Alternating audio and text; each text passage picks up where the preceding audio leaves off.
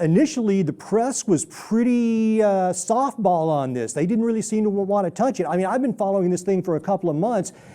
When I would reach out to journalists, people didn't want to talk to me about this. And it seems to me like the only guy who was really doing much work on this was the aging rebel. And if you follow his story, he says that some of this video that's been released, I don't remember which restaurant this was from, well, there's a couple of strange things going on here.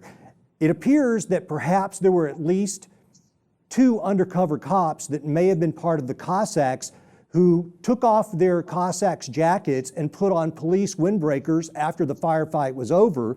And then in another piece of video, it looks like perhaps a gun or piece of evidence is stashed next to a vehicle by one individual and then found 15 minutes later or so by another. So, I mean, this does not look good. No, there's nothing about anything that happened that day that looks good. Unfortunately, everything that just superficially looks bad will probably be heightened with real facts once the rest of them come out. Again, the police department's been very quiet about this issue. The people that are working with them are quiet about it. The court system over there has engaged in a lot of suppression of evidence. So right or wrong, very little of what actually happened and full accounts of what happened is being disseminated anywhere right now. But where from all the people I talked to, and granted, I'm not talking to the police officers on this deal, they've said publicly what they think happened, but we've been able to talk to a number of the eyewitnesses, and there are incredible amounts of inconsistencies about what they said. The bigger concern is this, and it's twofold. One of which is that so many people that were there innocently, even if you assume that there was trouble to be made by a couple of the outlaw groups, there were so many other groups there unaffiliated with them. Law enforcement knows they're not affiliated with them, yet they still threw a blanket indictment over all of them. They basically went out and rounded up everybody there that was there for the motorcycle event and brought all of them in and ended up putting $1 million bails on them. And that alone, some of these guys sat in jail for months. Some of them may still be sitting there, not even being able to post bail on something that they're charged with an indictment of racketeering and all this criminal activity. And there's no evidence. There's zero evidence that most of these people were engaged in any kind of criminal activity that day or any other day of their life.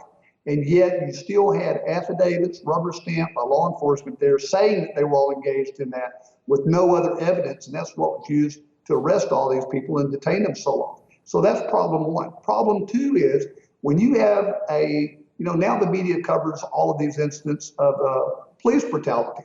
And I've represented law enforcement before, and we do work with them. And my uncle was a sheriff, so we're all in favor of strong law enforcement. But you also don't want bad law enforcement. And unfortunately, there have been a number of incidents in the media of late that seem to indicate officers using poor judgment that resulted in someone getting hurt or even killed. And when that's happened, it's become national news for weeks involving one police officer and one detainee or one victim, whatever you want to call it. And yet here you have a number of police officers, entire agencies perhaps, involved in a big shootout with, and maybe it's not even a shootout. We don't know how many people were actually firing back, but you have 9 people killed, dozens more sent to the hospital with various sorts of injuries, and 150 plus more that weren't taken to the hospital or taken to the morgue brought in.